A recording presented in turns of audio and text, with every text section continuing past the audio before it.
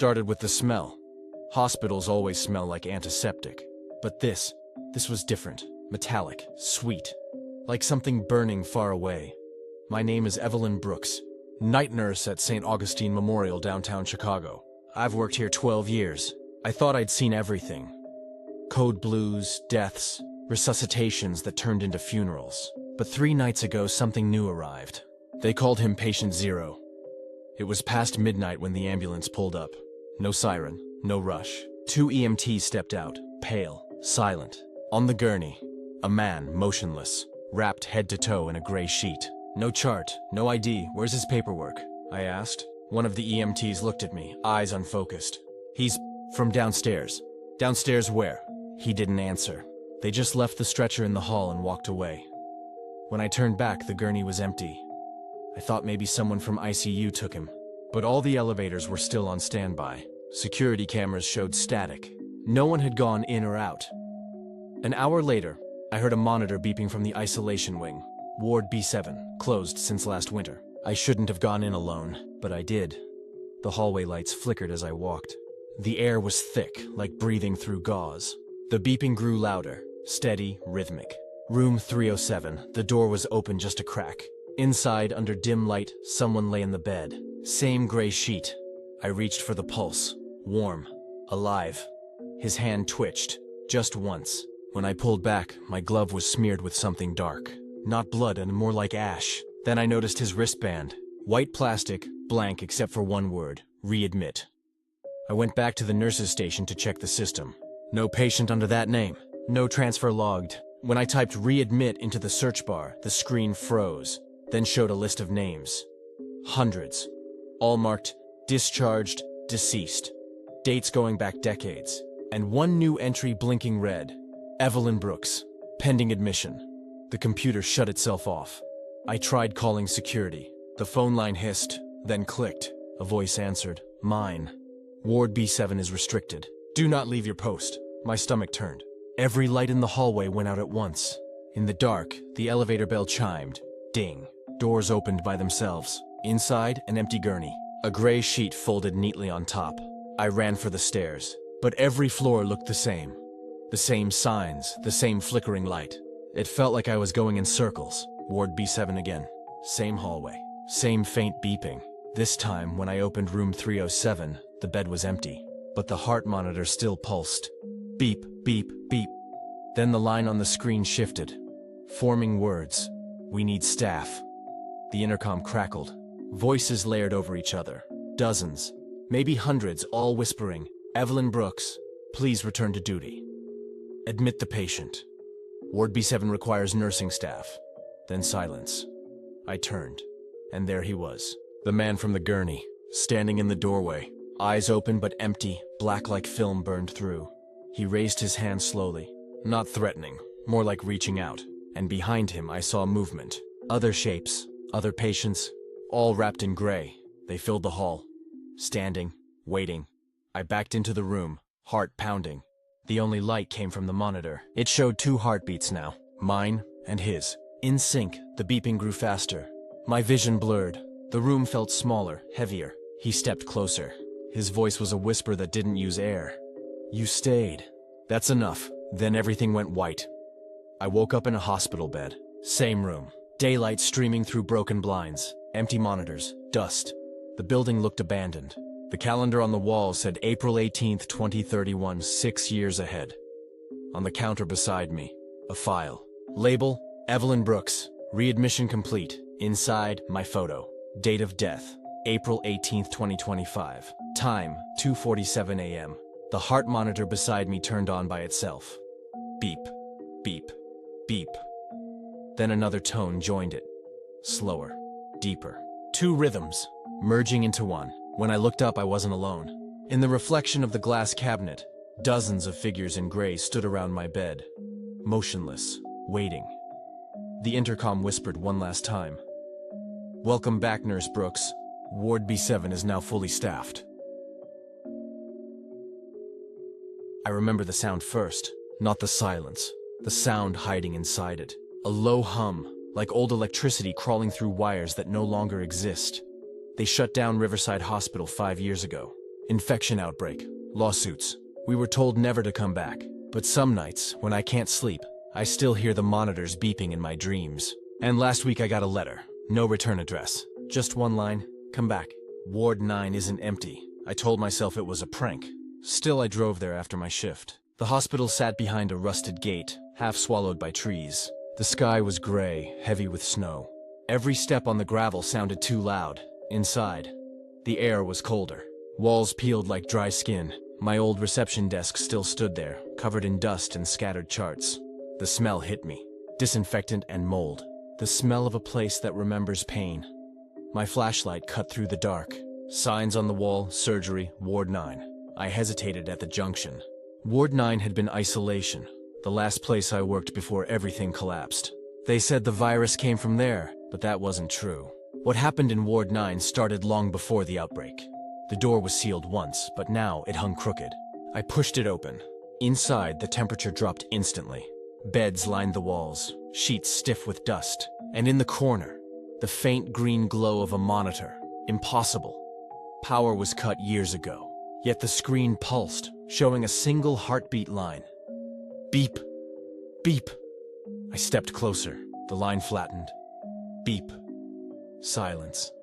Then letters appeared across the screen. Welcome back, Lena. I froze. Nobody knew I'd come. Nobody could have. Footsteps echoed behind me. I turned the light. Nothing. Just empty beds. But the smell changed. Sharper, sterile, like fresh bleach. And under it, perfume. Familiar. Madison, she was my friend. She died here. The hallway behind me flickered to life. Lights buzzing one by one. My reflection flashed in the window, then another shape beside it. Tall. Still. When I turned, the corridor was empty again. I ran. But the more I moved, the less the corridors made sense. Turns repeated. Doors led nowhere. I passed the same poster 3 times. Hand hygiene saves lives. The clock above the nurse's station was frozen at 2:47 a.m., the same time the outbreak started, the same time Madison died. A whisper slid through the hallway, soft, almost kind. Don't leave again, Lena. The intercom crackled. Code Blue, Ward 9, patient in cardiac arrest. The voice was mine, recorded. I felt my stomach twist. That was my call 5 years ago. Madison coded. We tried to save her. But when we opened her airway, she started screaming. Then the power failed, and the hospital went dark. Now it was dark again. The monitor in the ward beeped once more. A body lay on the nearest bed, a shape under the sheet, perfectly still. I knew it before I pulled it back. Madison, eyes open. Skin gray but not rotting, frozen in time. She looked at me. No breath, no pulse, just the sound of the heart monitor syncing with something inside my own chest. Beep, beep. Her lips moved. We never stopped the infection. We just buried it. The smell of antiseptic flooded my throat. The lights dimmed, and in every bed, movement. Sheets rustled. Monitors blinked to life. Dozens of patients, all turning their heads toward me. I stumbled back to the hall. The doors slammed shut behind me. Through the window, faces pressed against the glass. Pale, watching. And then the power cut out completely. Only the exit sign glowed red at the far end. I ran for it. But the hallway kept stretching, the floor rippling under my feet like water. My flashlight flickered and died. In the dark, the whispers grew louder. Stay, we need a nurse. Hands brushed my shoulders, my neck, cold and weightless. When I woke, it was daylight. The building looked dead again. No lights, no power, no footprints but mine, except my old ID badge lay on the floor, the plastic cracked, covered in dust. I hadn't seen it in years. The photo smiled back at me. Same face, same name. But the issue date said 2029. 4 years in the future. I'm writing this from my car, parked outside the gates. The radio just turned on by itself. Through static, a voice. Unit 12, patient in Ward 9. Cardiac arrest. Please respond. It's my voice. Calling for help. From inside. I work for the emergency service. Night shifts are my personal hell. Everything always looks the same. The road, rain on the windshield, the smell of antiseptic and stale coffee. But that night, something was different. The air felt heavier, thicker. 47 a.m. The radio crackled. The dispatcher's voice came distorted, like from a distance. Unit 12, call in. Old District. Chester Street, 49. Male, 78, unconscious. I'm the nurse. My partner's name is Mark. He's driving. We exchange a look. Chester Street, almost abandoned. Hardly anyone lives there anymore. It takes us 10 minutes to get there. Headlights slice through rows of dark houses, broken windows, faded store signs. The radio hisses. Faint music, an old tune sung by a woman's voice. Mark turns the knob. The static fades. Guess dispatch is running on low batteries, he jokes. I don't laugh. The house at 49 Chester Street stands on the corner.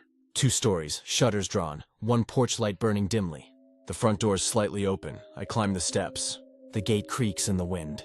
Mr. Henderson? Emergency services, silence. Just dripping from the roof. And something dripping deeper down, maybe the basement. I push the door open. The smell of old furniture, medicine, damp air. A table lamp glows in the living room. On the bed, an old man. Pale, still, no pulse. Eyes half open. I check again, out of habit. Mark, call the doc. No pulse. He nods and steps out. I start CPR. Nothing. My hands are cold, breath short. Then, a creak. A footstep. I turn. No one's there. Mark comes back. Doctor said log the time of death. He'll come later. I look at the man again. His wrist shows old IV marks. But there's a glass of water on the nightstand. Ice cubes still floating. Someone's been here recently. We prep the body for transport. I notice the old landline phone on the wall. The receiver's hanging loose. Its little screen still glows green. It says, call, emergency dispatch, 02:41 a.m. A chill runs down my back. That means he called 911 himself. But dispatch said he was unconscious. 26 a.m. We're at the morgue. Body's on a gurney. Paperwork done. I open my tablet to close the call. The data loads, then an error message flashes. Call created automatically. Time of death, 11:52 p.m. I stare. We arrived almost 3 hours later. He'd already been dead. The morgue corridor is freezing. I hear the hum of refrigerators, then silence. A red light blinks on one of the drawers. Someone opened it. Mark? I call. No answer. My footsteps echo on the tiles. The drawer is pulled halfway out. Empty. On the sheet, wet prints. As if someone sat up and put their feet on the floor. I back away. My tablet buzzes. Repeat call. Chester Street 49. What? We were just there. Same details. Unconscious male, 78. Same date. Same time. Mark finally appears. You seeing this? He shows me his tablet. Same notification. Dispatch confirms the call. A distorted voice crackles through. Unit 12, please confirm arrival. The patient is still alive. I freeze. Alive? We just dropped him off. Static answers me. We go back. The night feels darker now. No moon, no sound. When we reach the house, the upstairs light is on again. The door, open again. I go first. The old man is sitting up in bed this time. Pale, eyes wide open, looking straight at me. You came quickly, he says, calm and dry. I step back. We were already here. Yes, he nods. And you'll be here again. The lamp flickers, goes out. Mark turns on his flashlight. The bed is empty. Only an imprint on the pillow. Wet footprints on the floor, leading into the hallway. Then, the phone rings. That same wall phone. The receiver lifts by itself. A whisper comes through. Unit 12. Call completed. We run to the ambulance. Mark tries to start the engine. Nothing. The dashboard flashes. Call in progress. The radio crackles. Dispatcher's voice, flat, mechanical. Unit 12. Report received. Patient deceased 3 hours prior. Thank you for your service. Static. Silence. Morning. I wake up at home. Don't remember driving back. On my phone, a notification from dispatch. New call. Address 49 Chester Street. Contact Lena Morris. I stare at the screen. That's my name.